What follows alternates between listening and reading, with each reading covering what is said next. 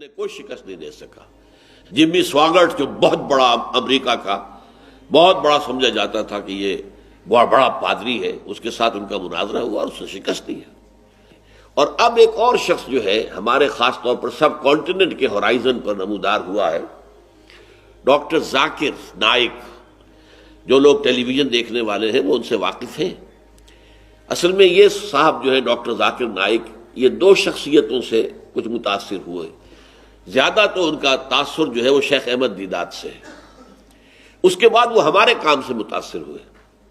آج سے 10-12 سال پہلے آئے تھے یہاں لاہور، مجھ سے ملاقات کی اور 60,000 روپے کے میرے کیسٹ آڈیو ویڈیو وہ لے کر گئے، اور انہوں نے بلکہ کہا کہ جو اعلیٰ ترین کیسٹ ٹیپ ملتی ہو بازار میں اس پر مجھے تیار کروا کے دیں۔ اور وہاں پر وہ IRF کے نام سے ان کا ادارہ ہے، اسلامک ریسرچ فاؤنڈیشن، اور وہ بہت عرصے سے چینل کے اوپر میرے جو دروس ہیں قرآن مجید کے وہ دکھا رہے ہیں۔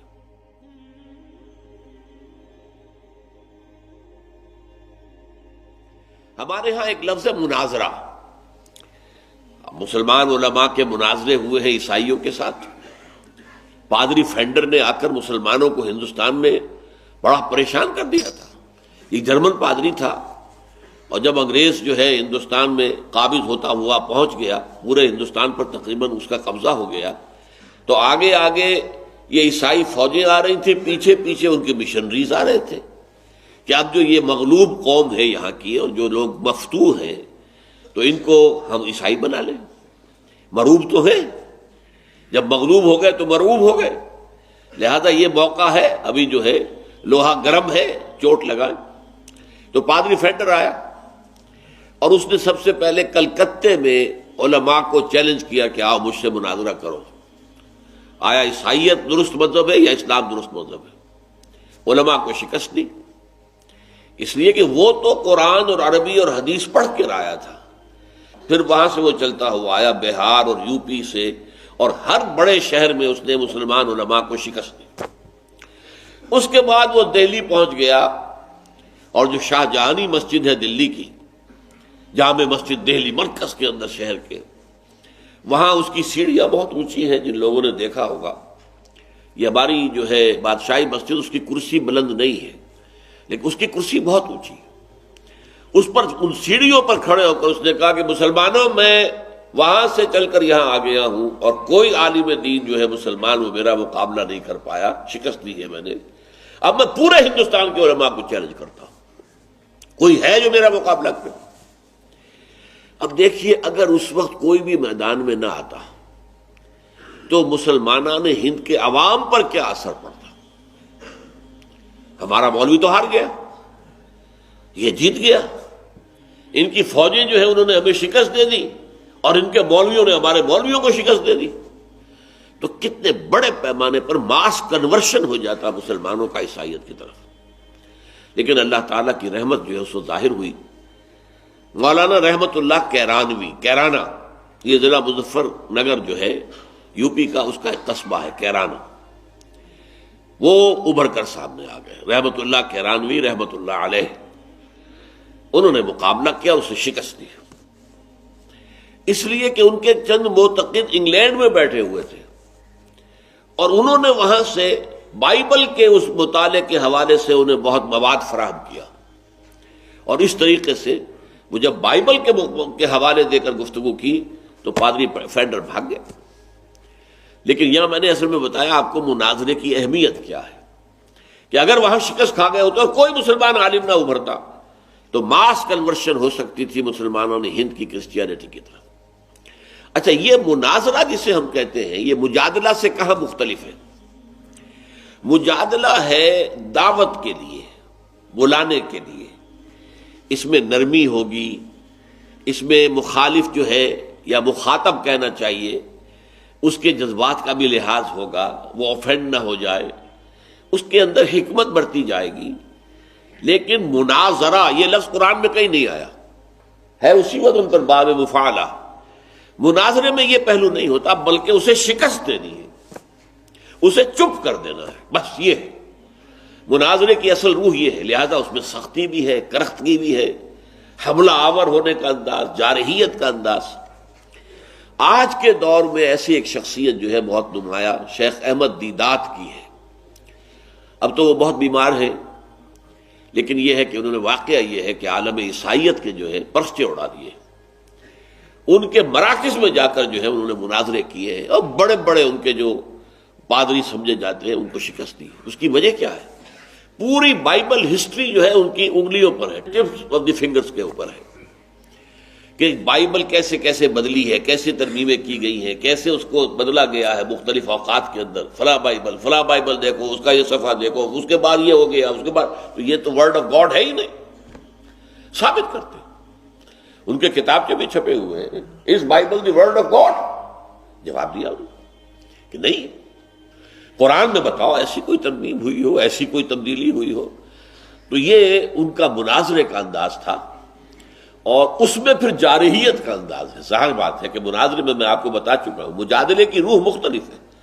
مجادلے میں آپ اپنے مخالف کو یا مخاطب کو اپنی طرف مائل کرنا چاہتے ہیں، لانا چاہتے ہیں، اس کی کچھ دلجوئی بھی کریں گے، اس کو آگے بڑھائیں گے تو نرمی بھی کریں گے، آپ اس کے اوپر یہ بھی ظاہر کریں گے کہ تمہاری باتیں مجھے تسلیم ہے، میں مانتا ہوں، یہ شے تو میرے اور تمہارے درمیان مشترک ہے، لیٹ اس گو اہیڈ۔ یہ ہے مجادلے کا انداز۔ اور مناظرے کا انداز میں نے آپ کو بتا دیا کہ انگریزوں کی ہندوستان میں آمد کے بعد سب سے بڑے مناظر جو تھے مولانا رحمۃ اللہ کیرانوی، یہ مکے میں مدفون ہیں، اس لیے کہ یہاں سے جب پادری فینڈر بھاگ گیا تھا تو پھر اس نے جا کر ترکی میں اڈا جمایا، وہاں بھی علماء کو شکست دی۔ تو مولانا رحمۃ اللہ کیرانوی گئے ہوئے تھے حج کے لیے، وہاں اس وقت تک خلافت کا نظام قائم تھا، وہ دارالخلافہ تھا ترکی، استنبول۔ تو وہاں کے معلوم ہوا خلیفہ کو یہ پادری جس نے ہمارا ناک میں دم کر دیا ہے، اس کو ہندوستان کے ایک مولوی نے شکست دی تھی، اور وہ مولوی حج کے لیے آیا ہوا ہے، لہذا پیغام ملا انہیں کہ آپ آئیے یہاں اور خدا کے لیے ہماری جان چھڑائیے اس پادری سے۔ چنانچہ جب وہ روانہ ہوئے ہیں اور اسے اطلاع ہو گئی کہ مولوی رحمت اللہ آ رہا، وہاں سے بھی بھاگ گیا، پھر انہوں نے حج کے بعد جو ہے وہی مکے میں سکونت اختیار کر دی۔ خلافت ترکی کا زمانہ تھا، ظاہر بات ہے جب ترکی اتنا دارالخلافہ جو ہے وہ اتنا ان کا ممنون ہوا تو انہیں کون سی چیز روک سکتی تھی؟ ان کے لیے تو حکومت کی بھی پھر سرپرستی تھی۔ مدرسہ سولتیہ جو مشہور ہے مکے کا، وہ انہی کا قائم کردہ ہے۔ ویسے اس کے لیے پیسے فراہم کیے تھے ایک متمول خاتون تھی بنگال کی، سولت بیگم، سولت آرا بیگم، یہ کچھ ایسا نام ان کا تھا۔ تو نام تو رکھا گیا اس کا مدرسہ سولتیہ، جس نے پیسے کنٹریبیوٹ کیے تھے، لیکن اصل میں اس کی سنگ بنیاد رکھنے والے اور وہاں پر ایک تعلیم کا نظام قائم کرنے والے مولوی رحمت اللہ کیرانوی تھے، اور وہ دفن بھی ہے، جنت البقیع میں نہیں دفن ہے، بلکہ مدرسہ سولتیہ ہی کے ایک حجرے کے اندر ان کی قبر ہے۔ میں گیا ہوں، میں نے زیارت بھی کی ہے۔ بہرحال یہ اصل میں موضوع ہو گیا تھا کس بات کا کہ مجادلہ اور مناظرہ میں فرق کیا ہے، اور آج کے دور کا مناظر عیسائیوں کے خلاف وہ شیخ احمد دیدات ہے، انہیں کوئی شکست نہیں دے سکا۔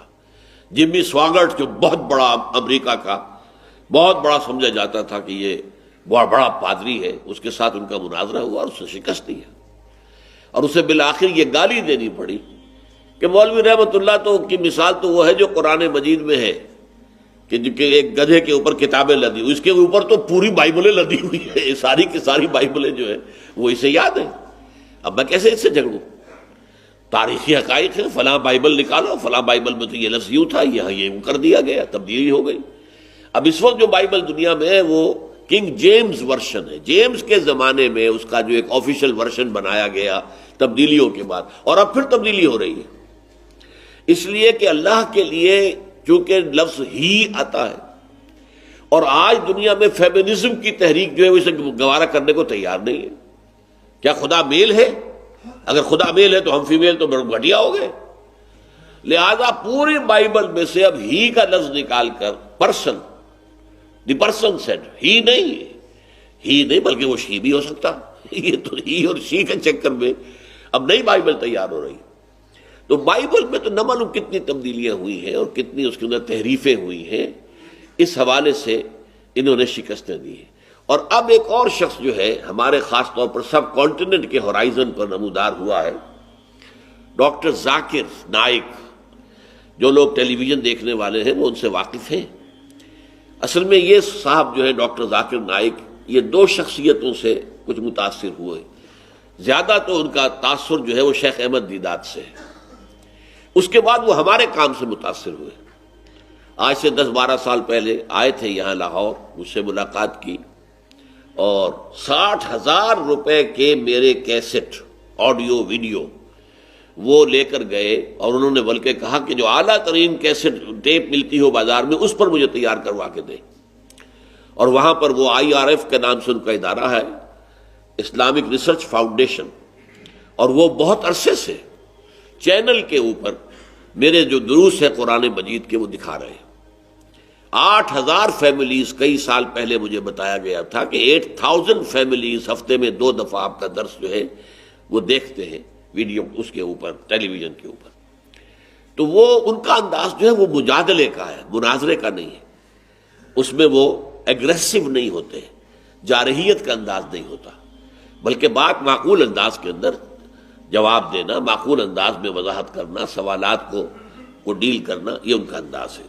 فرمایا وَلَا تُجَادِلُوا أَهْلَ الْكِتَابِ إِلَّا بِالَّتِي هِيَ أَحْسَنُ إِلَّا الَّذِينَ ظَلَمُوا مِنْهُمْ، جو میں نے عرض کیا تھا کہ کوئی قدر مشترک نکالی جائے، جو دعوتی گفتگو ہے اس میں اگر آپ جو سیکنڈری ٹرشری کوسچنز ہیں، ثانوی ہیں، ان سے گفتگو شروع کریں گے تو کبھی نتیجہ خیز نہیں ہوگا۔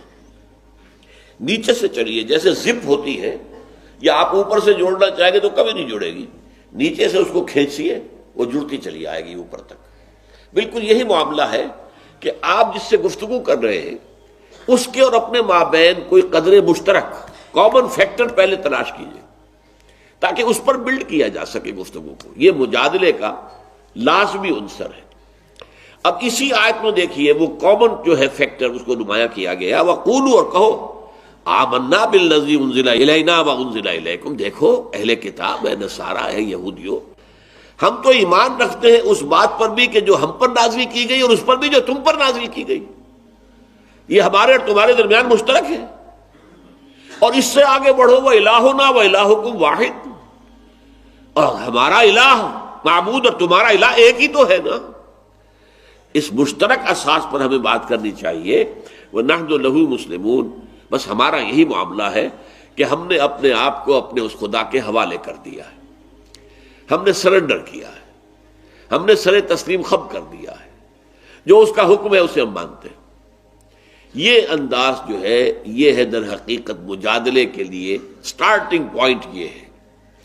چنانچہ اسی کو پھر ہم دیکھتے ہیں مدنی دور میں آ کر، جبکہ یہودیوں کے ساتھ جو ہے کشاکش شروع ہوئی ہے، تو جہاں یہودیوں کے ساتھ مناظرہ بھی ہوا، قرآن میں لفظ مناظرہ کہیں نہیں آیا، لیکن تفصیلی چارج شیٹ جو ہے ان کے اوپر لگائی گئی ہے، تم نے یہ کیا، تم نے یہ کیا، تم نے یہ کیا، تم نے یہ کیا، تم نے اللہ کے ساتھ فلاں عہد توڑا، فلاں عہد توڑا، فلاں عہد توڑا، وغیرہ وغیرہ۔